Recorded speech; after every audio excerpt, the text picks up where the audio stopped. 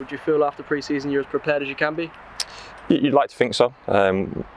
We hope we've covered most of the bases. We've played best part of 8 or 9 intense games, done a lot of hard work. Started best part of 6 weeks ago, so I think we're ready for a proper game of football and a league game, and it's a game we've got to look forward to. We feel the lads are fit and in good shape, but it's about producing a performance. As well as the match at Torquay last weekend, there was also a behind closed doors match with them. How did the team come through that? Came through it fine. Craig Woodring got an important 70 minutes, and the rest of the group got some more good minutes under the belt. We actually thought they were going to send a stronger team than they did. It ended up being quite a young Torquay outfit, so we were comfortable winners. But the game was a worthwhile game in terms of match minutes for certain players. And on Macclesfield, they've also brought in a few new faces as well. At this stage, it's always difficult to predict what you're going to come up against, though, isn't it?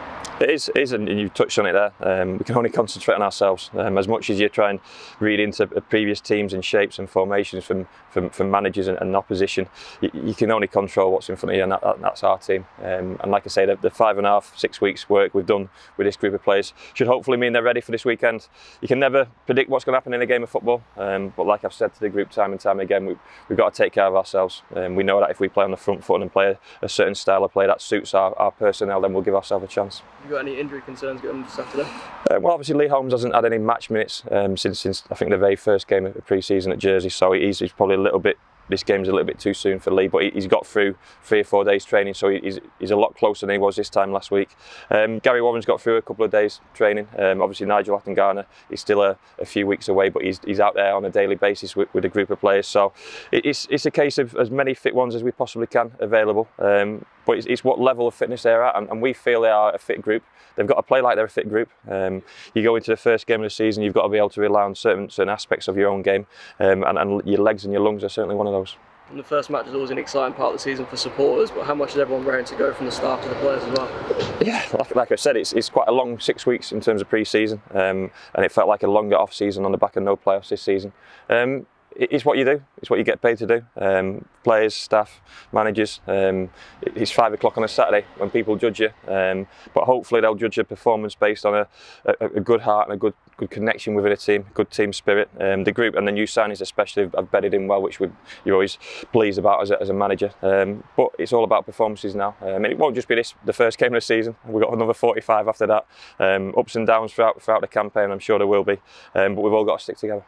And yourself, about to embark on your second year in management, how quick is that first year gone, or is it a case of learning all the time?